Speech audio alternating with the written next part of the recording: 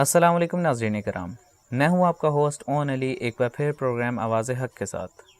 ناظرین، پچھلے پروگرام میں ہمارا موضوع سخن تھا زندگی اور موت۔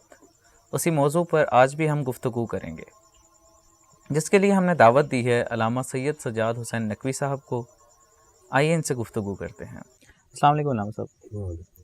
علامہ صاحب، جیسے کہ پچھلے پروگرام میں ہم نے زندگی اور موت کے موضوع پر گفتگو کی تھی، ہم اسی کو لے کے آگے چلیں گے، اور میں آپ سے پوچھنا چاہتا ہوں کہ جیسے صدقے کے بارے میں احادیث میں بیان ہوا ہے اور قرآن میں بھی آیا ہے کہ صدقہ موت کو ٹال دیتا ہے، اس بارے میں کچھ وضاحت فرمائیں۔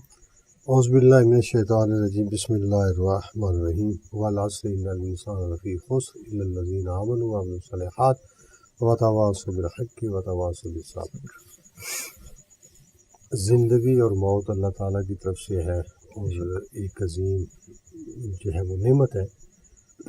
تو اللہ تعالیٰ نے انسان کو جب زندگی دی تو اس نے اس کی زندگی کو لکھا بھی صحیح، اور موت جو ہے اس کی دو قسمیں ہیں، ایک موت حقیقی ہوتا ہے اور ایک موت سببی ہوتا ہے۔ موت حقیقی جو ہوتا ہے کہ وہ اس میں کبھی رد و بدل نہیں ہو سکتا۔ موت سببی جو ہوتا ہے وہ صدقہ دینے سے وہ ٹل جاتی ہے، اور جس کے بارے میں بہت سے واقعات کی انبیاء کرام کی موجود ہیں، ان کے واقعات میں کہ کہا یہ جاتا ہے کہ حدیث میں بھی ہے کہ تم صدقہ دو اور تاکہ تمہاری عمر دراز ہو، صدقہ دو اور موت کو جو ہے وہ ٹال دیا جاتا ہے۔ کہا جاتا ہے کہ یہ فلاں آدمی نے صدقہ دیا، کوئی ہاتھ کا دیا ہوا کام آیا، اس کی زندگی بڑھ گئی۔ انسان کی ایک لوح محفوظ پہ انسان جب ماں کے رحم میں ابتدا کرتا ہے تو اس کی زندگی لوح محفوظ پہ لکھ دی جاتی ہے، تو اس میں کوئی رد و بدل نہیں ہو سکتا۔ اور ایک انسان کی لوح ہوتی ہے لوح میو اثبات، کہ جس کے اندر انسان کا کردار گھومتا ہے، جس کے ارد گرد چلتا ہے۔ تو اس میں میو اثبات میں صدقہ دینے سے عمر کو بڑھا دیا جاتا ہے، راستے سیدھے کرنے سے عمر میں اضافہ کر دیا جاتا ہے۔ اسی طریقے سے غریب، یتیم، مساکین، اس کی مدد کرنے سے اللہ تعالیٰ جو ہے وہ ایج میں اضافہ کر دیتا ہے، تاکہ اس کی زندگی دوسرے انسان کے ساتھ ریلیٹڈ ہوتی ہے، کہ تاکہ اس کے جانے سے کمی محسوس ہوتی ہے۔ تو جو انسان کے اپنے میوے اسبات ہیں، جو ان کے سبب ہیں، تو اسی طریقے سے بعض چیزیں ایسی ہیں کہ جو عمر کو گھٹا دیتی ہے، شراب ہے اور بھی سود ہے، زنا ہے، یہ عمر کو گھٹا دیتی ہے، تو صدقہ بڑھا دیتی ہے۔ صدقہ حضرت موسیٰ علیہ السلام اپنے حواریوں کے ساتھ جا رہے تھے، ایک آبادی سے گزرے تو کسی گھر میں جو ہے وہ اپنا شہنائیاں بج رہی تھی۔ انہوں نے فرمایا کہ آج اس گھر میں شہنائیاں، کل اس گھر میں صف ماتم ہوگا۔ واپسی پہ آئی تو وہاں پہ پھر بھی جو ہے وہ اپنا شہنائیاں تھی۔ انہوں نے حواریوں نے کہا کہ موسیٰ آپ اللہ کے نبی ہیں، آپ کہا کرتے تھے کہ میری بات سچی ہے، تو یہ سارا کیا ہے؟ وہ موسیٰ نے گھر والوں کو بلایا اور پوچھا کہ آج آپ لوگوں نے کام کیا کیا؟ سب نے کہا جی ہم نے کوئی ایسا کام نیا نہیں کیا۔ آخر میں موسیٰ نے دلہن کو بلایا، دلہن سے پوچھا گیا تو اس نے کہا کہ اے نبی، رات کو میری ڈولی گھر میں واپس آئی، صبح سویرے ساحل جو ہے وہ آواز دیتا رہا، بھوکا ہوں، مجھے کچھ چاہیے۔ میں نے دیکھا تھکاوٹ کی وجہ سے سارے گھر والے سوئے ہوئے تھے، تو میں نے اٹھ کر اسے خیرات دی، اسے کھانا دیا۔ تو موسیٰ نے فرمایا اچھا، تو وہ پھر انہوں نے موسیٰ نے فرمایا کہ نیچے اترو۔ جب وہ بستر سے نیچے اتری، تکیہ اٹھایا تو اس کے نیچے سانپ بیٹھا ہوا تھا۔ تو موسیٰ نے فرمایا کہ اگر تو صدقہ نہ دیتی، اس سانپ نے تجھے ڈسنا تھا اور تیری موت واقع ہونی تھی۔ تو اب صدقے کی وجہ سے تیری موت ٹل گئی ہے، اور یہ سانپ اس لیے بیٹھا ہوا ہے کہ یہ میری گواہی دینے کے لیے کہ میں نبی ہوں، گواہی میری دینے کے لیے۔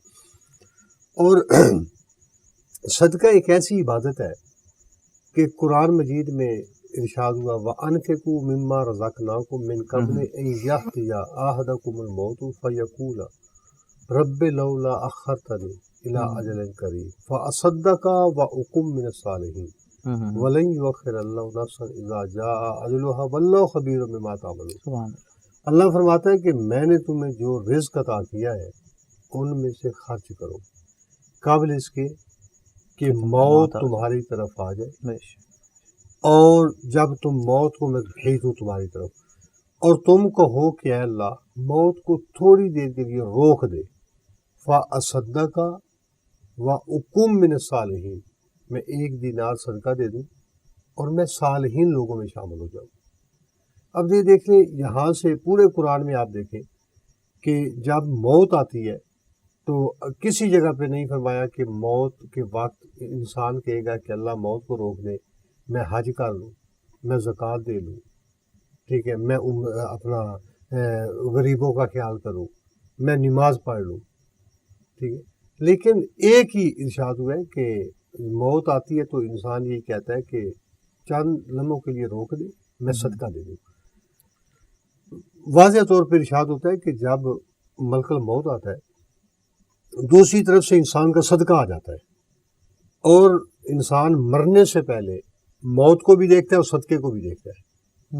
تو وہ دیکھتا ہے کہ ایک خوبصورت نوجوان ہے جو میری مدد کے لیے آیا ہے، وہ اسے کہتا ہے تو پریشان نہ ہو، میں تمہارے لیے آیا ہوں۔ وہ پوچھتا تو کون ہے، وہ کہتا ہے میں صدقہ ہوں تیرا۔ بے شک، تو پھر وہ دعا کرتا ہے کہ اللہ روک دے، میں 1 دینار صدقہ دے دوں۔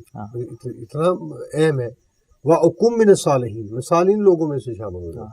صالحین یہ نیک لوگ نہیں، صالحین کیا؟ السلام علیکم ایھا النبی ورحمۃ اللہ وبرکاتہ، السلام علینا وعلی عباد اللہ الصالحین، جس میں انبیاء کرام احمد ترین علیہ السلام ہے، ان لوگوں میں شامل ہو جاؤ۔ اللہ فرماتا ہے وَلَن يُؤَخِّرَ اللَّهُ نَفْسًا إِذَا جَاءَ أَجَلُهَا وَاللَّهُ خَبِيرٌ بِمَا تَعْمَلُونَ۔ جب میں موت کو بھیج دیتا ہوں تو پھر موت کو کبھی روکتا ٹالتا نہیں ہوں۔ اور یہ بھی کہا جاتا ہے کہ اگر اللہ موت کو اللہ روک دے چند لمحے کے لیے تو انسان ساری جائیداد کی صدقے کی وسیع کر کے چلے جائے۔ ٹھیک ہے، تو اس صورت میں صدقہ جو ہے وہ شعار بنانا چاہیے۔ صدقات جن علاقوں میں قوموں کی روح جو ہے، ترقی کی روح جو ہے، وہ صدقہ ہے، صدقات ہے۔ ماشاءاللہ، میں بہت سے زیارات پہ جاتا ہوں، میں دیکھتا ہوں روڈوں کے اوپر یہ صدقات کا ہے، یہ غریبوں کا ہے، یہ یتیموں کا ہے، ٹھیک ہے، جگہ سے۔ تو یہ صدقات آپ نے لازمی دینے۔ اچھا، صدقات ہی ہوتے ہیں، بعض صدقات ہی ہوتے ہیں کہ انسان کہتا ہے کہ یہ صدقہ ہے مسجد کے لیے، کنواں کھدواؤ، یہ صدقہ جاری ہے۔ اچھا صدقہ جاری ہے تو سادات پہ صدقہ حرام ہے، تو کہا جاتا ہے یہ روڈ سیدھا کر دو، یہ صدقہ جاری ہے۔ اچھا صدقہ جاری ہے تو سادات پہ صدقہ حرام ہے۔ تو یہ بھی کافی لوگ جو ہے نا، صدقہ کا مطلب یہ ہوتا ہے قربان کر دینا۔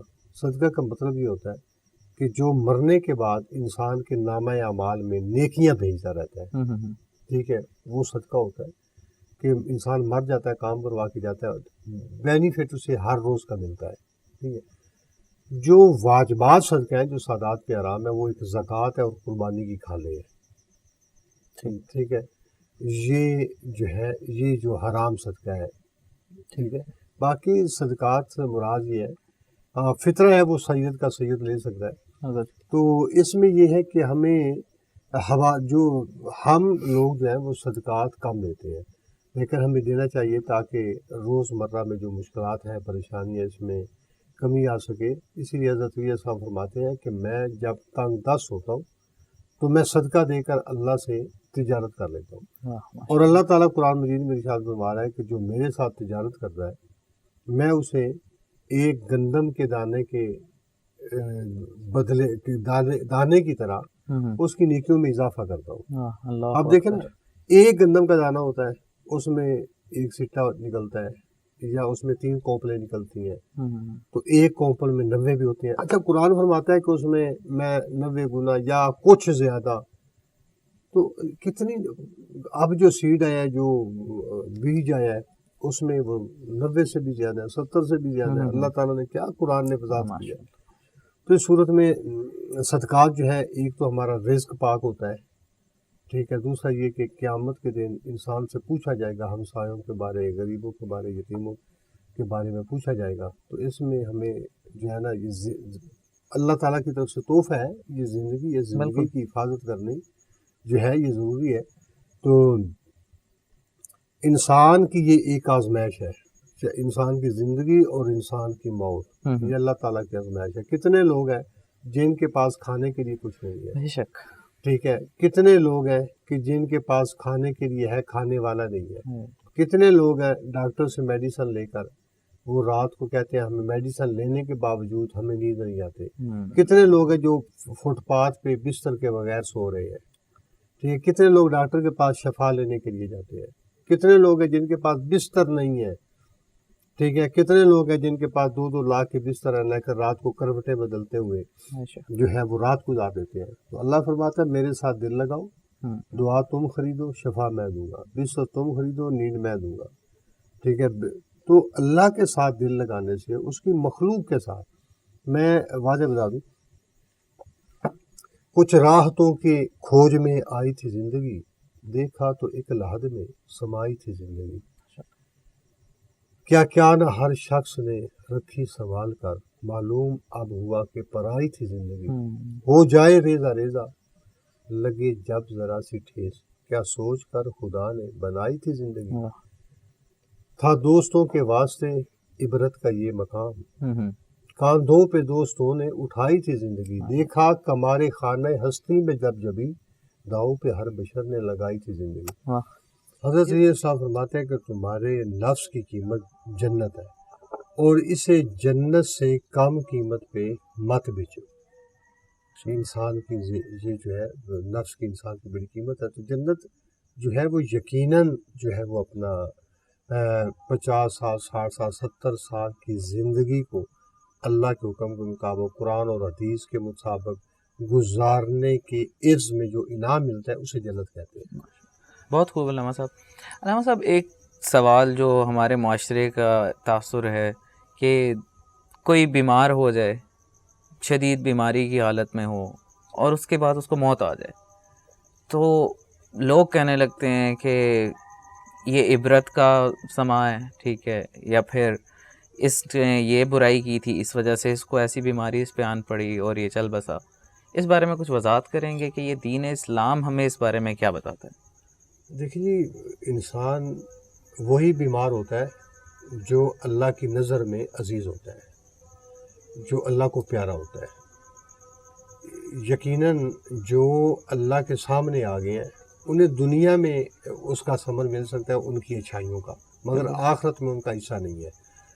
تو حضرت یہ صاحب فرماتے ہیں کہ اگر تم دیکھتے ہو کہ تم کہتے ہو کہ تم مجھ سے محبت کرتے ہو، تو یہ بھی سوچو، کسی نے پوچھا کہ اے علی ہمیں کیسے پتہ چلے گا کہ آپ ہم سے محبت کرتے ہیں؟ تو آپ نے فرمایا زندگی کے 41 دن گن لینا، اگر 41 دنوں میں تمہیں پریشانی نہیں آتی، مصیبت نہیں آتی، مالی نقصان نہیں ہوتا، جانی نقصان نہیں ہوتا، میرا تمہارے ساتھ کوئی تعلق نہیں ہے، تمہارا میرے ساتھ کوئی تعلق نہیں، یہ پر کیونکہ یہ مومن کے لیے یہ دنیا ایک قید خانہ ہے، ٹھیک ہے، اور کافر کے لیے، منافق کے لیے یہ جنت ہے۔ بالکل۔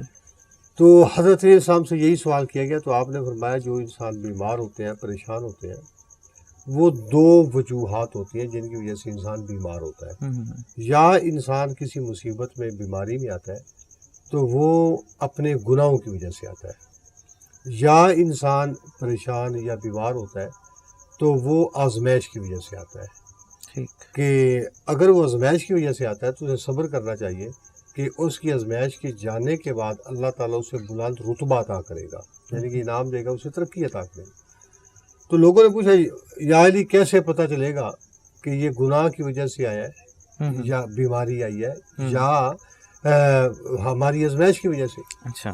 تو حضرت یہ صاحب فرماتے ہیں کہ تم دیکھنا کہ جو بیماری تمہیں اللہ سے دور کر دے وہ تمہارے گناہوں کی وجہ سے، جو بیماری تمہیں اللہ کے قریب کر دے وہ تمہاری آزمائش کی وجہ سے۔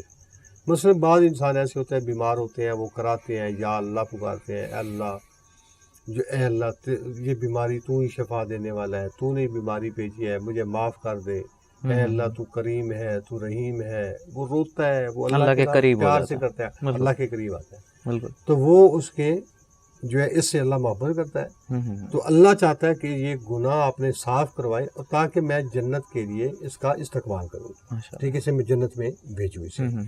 اچھا، حضرت یہ فرماتے ہیں کہ جو بیماری پریشانی تمہیں اللہ کے قریب کر دے وہ تمہارے آزمائش کی وجہ سے آتی ہے، اور یعنی کہ آپ بیمار ہوئے، آپ کا مالی نقصان ہوا، پریشان ہوئے، تو اللہ کے اس نے قریب کر دیا کہ آپ نے پریشانی کی بیماری کی حالت میں مریض رات کو نیند نہیں آتی کراتا ہے یا اللہ تو شفا دینے والا ہے تو مجھے معاف کر دے تو غفور ہے تو رحیم ہے وہ اللہ کے قریب ہو جاتا ہے. بالکل. تو ایسی بیماری جو ہے وہ انسان کی آزمائش کی وجہ سے آتی ہے. اس کے جانے کے بعد اللہ بلند رتبہ عطا کرتا ہے. ٹھیک ہے ٹھیک ہے وہ جنت کی صورت میں کرے. بالکل. ٹھیک ہے بلند رتبہ کرے گا. اس کے بارے میں فرمان بھی ہے کہ ہر مشکل کے بعد آسانی ہے. آسانی ہوتی ہے. بالکل. اچھا اگر انسان کی بیماری اللہ سے دور کر دے تو وہ انسان کے گناہ کی وجہ سے ہوتی ہے. دور کیسے انسان اے اللہ میں نے تیری نماز بھی پڑھی میں نے صدقہ بھی دیا تو نے پھر بھی مجھے شفا نہیں دی مجھے کس معاملے میں پکڑا ہے. وہ شکوے کرتا ہے اجر مانگ رہے ہیں. ہاں وہ شکوے کرتا ہے تنزن کرتا ہے تو وہ اس گناہ کی وجہ سے ہے وہ دور ہے. اچھا جو بیماری جس گھر میں بیمار آتا ہے اس محلے میں جنت اور جہنم بٹتی ہے. اچھا کہ اللہ فرماتا ہے کہ وہاں پہ مریض کے پاس کہتے ہیں نا کہ مریض سے دعا کروایا کرو کیونکہ مریض کے پاس خدا ہوتا ہے. بالکل بالکل. ٹھیک ہے اور روزہ افطار کرتے وقت دسترخوان پہ دعا کیا کرو خدا وہاں پہ بھی موجود ہوتا ہے. ٹھیک ہے اب جو انسان مریض کی عادت کرتا ہے فرشتہ اس کے نامہ اعمال میں ثواب لکھتا رہتا ہے کون آ رہا ہے کون جا رہا ہے. بعض بیمار کی وجہ سے ہمسائے جو مالدار ہوتے ہیں ان کی آزمائش وہ جنت اور جنت میں جا رہے ہوتے ہیں کہ کون ہے اس کے پاس میڈیسن نہیں ہے جو اسے میڈیسن نہیں دے گا. ٹھیک ہے اسے کھانا دے اسے میڈیسن دے جنت لے گا. اللہ ایک بہانے تلاش کرتا ہے کہ یہ انسان جو ہے وہ جنت دے. موسیٰ جا رہے تھے طور پہ تو راستے میں ایک شخص ملا تو کہنے لگا کہ اے موسیٰ تو اللہ کا بڑا پیارا نبی ہے تو سنے اللہ کے باتیں کرتا ہے. کہا ہاں میں طور پہ جا رہا ہوں اللہ سے باتیں کرتا ہوں. کہنے لگا موسیٰ اللہ سے میری ایک درخواست ہے اللہ سے کہنا کہ میں ایک دعا مانگ رہا ہوں میری وہ دعا قبول کر لے. میں چاہتا ہوں کہ اللہ مجھے نعمت سے نوازے تو دعا کرنا. تو موسیٰ نے کہا اچھا میں جا رہا ہوں تو کہنا دعا ضرور کرنا. کہتے کروں گا دعا. وہ چلے گئے. موسیٰ جب وہاں پہ طور پہ جا کر اللہ سے کلام اپنی مکمل کی تو اس وقت موسیٰ نے کو یاد آیا میں تو ایک وعدہ کر کے آیا تھا. تو عرض کرتے ہیں کہ پالنے والے مجھے راستے میں ایک شخص ملا اس سے میں وعدہ کر کے آیا تھا اس نے کوئی دعا کا کہا تھا کہ میری دعا قبول کرے کوئی نعمتیں مانگ رہا تھا. اللہ نے فرمایا کہ میرے نبی تو نے اس کی سفارش کی ہے نا جاؤ اسے بتا دے میں نے تیری دعا قبول کر دی. ماشاءاللہ. تو جب یہ کہا دعا قبول کر دی تو موسیٰ نے سنا تو پھر اللہ نے دوسرا سوال کیا کہا کہ موسیٰ مجھے یہ بتا میں نے تیری کہنے پہ میں نے اسے نعمتیں عطا کر دی ہیں بتا میں اسے نعمتیں زیادہ دوں یا کم دوں. اب موسیٰ نے سوچا کہ دیکھو نعمتیں اس کو میری اللہ کی نعمتوں میں کون سی کمی آتی ہے تو انہوں نے کہا کہ پالنے والے اسے نعمتیں زیادہ دے دیں. کہا کہ زیادہ دوں یا کم دوں. کہا پالنے والے زیادہ دے دیں. اللہ نے فرمایا جا اسے بتا دے میں نے تُونے نعمتیں عطا کر دی تو تیری دعا قبول ہوگی. موسیٰ جب طور سے واپس آئے تو دیکھا وہ شخص نہیں کھڑا تھا. تو انہوں نے پوچھا کہ میں جب جا رہا تھا جہاں ایک شخص کھڑا تھا وہ کہاں پہ ہے اس کا گھر کہاں پہ. انہوں نے کہا وہ سامنے اس کا گھر ہے لیکن اس کی ڈیتھ ہو گئی ہے وہ مر گئی ہے. موسیٰ اس کے سوچنے لگے کہا کہ یہ کیا ہوا مجھ سے اس نے سفارش کروائی تھی کہ نعمتیں مکمل کر دے تو اللہ نے الٹا اسے مار دیا تو یہ تو مر گیا. موسیٰ چلتے چلتے پھر دور میں چلے گئے. اچھا جا کر کہے پالنے والے تو نے کہا تھا کہ میں نعمتیں میں نے مکمل کر دی ہیں اس پہ نعمتیں عطا کر دی ہیں زیادہ نعمتیں تو وہ تو اس کو تو مار دیا ہے. تو اللہ کی آواز ہے موسیٰ میں نے تم سے پوچھا نہیں تھا کہ میں اسے کم نعمتیں دوں یا زیادہ. تم نے کہا تھا زیادہ تو جب میں نے زیادہ دینا تھا تو میں نے مارنا تو تھا. کہا وہ کس طرح. کہا کہ میں نے اسے نعمتیں زیادہ عطا کر دی ہیں اس نعمت کے اندر اس کی جنت بھی تھی. ٹھیک ہے جنت بھی تھی. اب جنت میں وہ تب مرتا اگر وہ مرتا تو جنت میں جانے کے لیے مرنا ضروری ہوتا ہے. بالکل. تو کہنے کا مقصد یہ ہے کہ انسان بعض دفعہ ایسے ہوتا ہے کہ انسان ایک نیک ہوتا ہے تو اللہ وہ بیماری میں گزر رہا ہوتا ہے اللہ تعالیٰ چاہتے ہیں اس کے گناہ ختم ہو جائے اور جو ہی جنت کے قابل ہو جاتا ہے تو اللہ تعالیٰ دیکھتا ہے کہ اب یہ مزید گناہ نہ کرے اللہ اسے اپنے پاس بلا لیتا ہے. جس طریقے سے آپ دیکھ لیں ہور کو دیکھ لیں کہ ہور کی ایسے پوری کربلا سے نکالنے والا امام حسین کو ہور تھا. بالکل. امام حسین کے گھوڑے کی لگام میں ہاتھ ڈالنے والا اور تھا. علی کی بیٹیوں کو رلانے والا اور تھا. گھیر کے کربلا میں لانے والا اور تھا. مگر جب کربلا میں آیا اور توبہ کی تو امام حسین کے پاس ایک ہی رومال تھا خاتون جنت کا، اور جب وہ زخمی ہوا شہادت کے لیے امام کے حق میں لڑا تو اس کا سر پھٹ گیا جس سے خون نکلنا بند نہیں ہو رہا تھا، تو مظلوم کربلا نے رومال اٹھایا اور اس کی پیشانی سے باندھ دیا۔ ماشاءاللہ، سبحان وہ شاعر نے کہا، اس سے پوچھا گیا، انہوں نے کہا نواز شاہ رسول کے پاس ایک ہی رومال تھا اور وہ ہور لے کر چلا گیا، کسی 71 میں سے کسی کو نصیب نہیں ہوا۔ تو وہ شاعر کہتا ہے کہ اس واسطے باندھا تھا رومال، یہ شبیر کا دل تھا، مجرم جو بڑا ہے تو سفارش بھی بڑی ہو۔ کیا رتبہ پایا۔ اچھا علامہ صاحب، اس بات کی وضاحت کیجیے گا کہ مرحومین کے لواحقین کو ان کے فائدے کے لیے کیا اعمال کرنے چاہیے جن سے ان کو فائدہ پہنچ سکے؟ انسان جب یہ دنیا چھوڑتا ہے تو حدیث میں واضح طور پہ آیا ہے کہ وہ عالم برزخ میں چلا جاتا ہے۔ عالم برزخ ہی انتظار گاہ ہے کہ وہاں بیٹھ کے اپنے گناہ بخشوا اور اپنے عزیز و اقارب کو پکار، جو آپ کے لیے نیکیاں بھیجیں اور تاکہ آپ کا عمل پورا ہو اور آپ کو جنت میں بھیجا جائے، گناہ آپ کے ختم ہو۔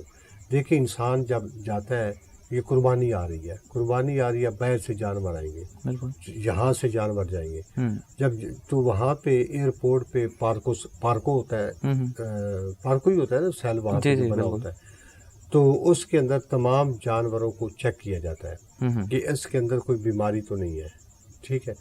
جیسے آج کل کورونا کے بارے میں ویکسین لگا کر آئیں کہ آپ دوسرے کنٹری سے بیماری لے کر تو نہیں آ رہے، بالکل، جس طرح برڈ فلو کے ٹائم پہ وہ چیک کیا جاتا ہے۔ اچھا، وہ بیماری اگر انسان کے اندر ہے یا جانور کے اندر ہے تو اس کو ایئرپورٹ پہ روک لیا جاتا ہے کہ یا تو ان کی ٹریٹمنٹ کی جائے کہ یہ ٹھیک ہو جائیں، اور اگر ٹھیک نہیں ہوتے تو ان کو واپس اسی کنٹری میں بھیج دیا جائے جس کنٹری سے یہ آئے ہیں، تاکہ وہ بیماری ادھر بھی نہ آئے، ٹھیک ہے۔ اسی طریقے سے عالم برزخ ایک پارکو ہے۔ طریقے سے انسان کے اندر جو بیماریاں ہوتی ہیں، انسان اپنے تمام بیماریاں، سود کی ہے، جھوٹ کی ہے، جو انسان دنیا میں کرتا ہے، تو وہ وہاں پہ ہوتا ہے کہ آپ عالم برزخ میں بیٹھ کے انتظار کریں اور اپنے عزیز و اقارب کو پکاریں جو آپ کے لیے زاد راہ بھیجیں اور آپ کلیئر کر کے پھر آپ جنت کی طرف جائیں، کیونکہ جنت میں وہی انسان جائے گا کہ کیونکہ وہ پاکیزہ جگہ ہے، ٹھیک۔ تو اس صورت میں انسان کو یہ چاہیے کہ انسان، واضح طور پہ حدیث میں آیا ہے کہ ہر شب جمعہ تمام مرحومین اپنے اپنے لواحقین کے گھروں میں آ جاتے ہیں، باہر کے دروازے پہ بیٹھ جاتے ہیں اور آ کر کہتے ہیں، اے ہماری اولاد، اے ہمارے عزیز و اقارب، یہ وہ گھر ہے جو میں چھوڑ کے گیا تھا، یہ وہ ترکہ ہے، یہ وہ دولت ہے کہ جو میں چھوڑ کے گیا تھا، خدا کے لیے 1 درہم، 1 روپیہ ہی میرے نام پہ خرچہ دے دو، خرچ کر دو، صدقہ دے دو، تاکہ مجھ پر رحم کیا جائے۔ تو وہ ہر شب جمعہ آ کر سوال کرتے ہیں باہر کے دروازے پہ، اور جب وہ واپس جاتے ہیں، اگر کسی نے اس کے لیے سورہ فاتحہ پڑھی ہو یا صدقہ دیا ہو تو وہ جاتے ہیں تو فرشتے اور اس سے پوچھتے ہیں کہ تو گیا تھا، کیا لے کر آیا ہے، اور وہ تحفے کی شکل میں، تحائف کی شکل میں وہ لے کر جاتے ہیں۔ وہ کہتے ہیں تو ہم لے کر آئے ہیں، انہوں نے ہمیں دیا ہے۔ بعض ایسے بھی ہوتے ہیں کہ جو گھر میں شب جمعہ باہر بیٹھ کے واپس چلے جاتے ہیں، تو فرشتے ان سے پوچھتے ہیں کہ کیا تمہاری اولاد نہیں تھی؟ تو وہ مایوس ہو کر کہتے ہیں اولاد تو تھی لیکن انہوں نے ہمیں کچھ نہیں دیا۔ اللہ اکبر۔ تو یہی وجہ ہے کہ انسان جب اپنے لواحقین کے لیے ایسا نہیں کرتا تو یقیناً کل جب وہ اس دنیا سے جائے گا تو اس کے لیے بھی اسی طرح ہوگا۔ ایک بڑا مشہور واقعہ ہے کہ ایک عالم دین نے خواب میں دیکھا کہ فرشتے جو ہیں وہ سب کو انعامات تقسیم کر رہے ہیں جو انہوں نے بھیجے ہیں، مگر ایک شخص مایوس ہو کر بیٹھا، اس نے پوچھا کہ کیا تمہاری اولاد نہیں ہے؟ اس نے کہا اولاد میری بھی تھی، بیٹا چھوڑا تھا، مگر وہ مجھے کوئی میرے لیے نہیں بھیجتا۔ تو وہ جب نام پوچھا تو اس نے کہا فلاں شخص ہے۔ وہ خواب سے بیدار ہوا، اس کا ایڈریس پوچھتا ہوا چلا گیا، دیکھا کہ وہ دریا پہ پانی مشک بھر رہا ہے۔ اس نے کہا کہ تیرا باپ رات کو خواب میں آیا، تو اس کے لیے کبھی کوئی صدقہ خیرات نہیں دیتا؟ تو اس نے ایک چلو پانی کا بھرا اور دریا کے کنارے کی طرف پھینکا، کہتا ہے میں باپ کے لیے یہی دے سکتا ہوں، میرے پاس کچھ نہیں ہے۔ وہ واپس آیا رات کو، اس نے کہا بڑا نافرمان ہے۔ رات کو اس عالم دین نے خواب میں دیکھا کہ وہ اس کا باپ خوش ہے۔ اس نے کہا کہ تو نے اسے کہا تھا اس نے صدقہ دیا. اس نے کہا صدقہ کیسے دیا؟ میں کیا؟ اس نے غصے میں ایک چلو پانی کا پھینکا تھا. اس نے کہا دراصل ایک مچھلی کا بچہ جو تھا وہ کنارے پہ تھا, وہ مر رہا تھا, وہ اس کے پانی کے اوپر گرا, وہ دوبارہ اس کی زندگی میں واپس. سبحان اللہ سبحان اللہ. تو اس صورت میں اپنے مرحومین کے لیے دیکھیں, کھانا آپ نے خود کھانا ہوتا ہے, ان کے لیے ہر ٹائم پہ جو بھی چیز کھائیں آپ رواں ان کے لیے 1 دفعہ فاتحہ, 3 دفعہ کل, 3 دفعہ صلوات, وہ آپ پڑھ دیا کریں. ان کے لیے صدقات دیا کریں, ٹھیک ہے, صدقات ان کے لیے دیے جانے چاہیے. اس لیے غریب, یتیم, مساکین, ان کا پرندوں کا خیال رکھیں, ان کے صدقے کے لیے سے پرندوں کو اناج ڈالا کریں, پانی انہیں دیا کریں. تو اس صورت میں جتنا انسان صدقات دے گا جو ہے وہ انسان ہر خصوصاً نماز اور قرآن کی تلاوت کے بعد مرحومین کو دعاؤں میں ضرور یاد رکھیں. بہت شکریہ علامہ صاحب. تو جی ناظرین, آج کے لیے بس اتنا ہی. اگلے پروگرام میں ایک نئے موضوع کے ساتھ آپ کی خدمت میں پھر سے حاضر ہوں گے. تب تک کے لیے اجازت چاہتے ہیں. اللہ حافظ. السلام علیکم.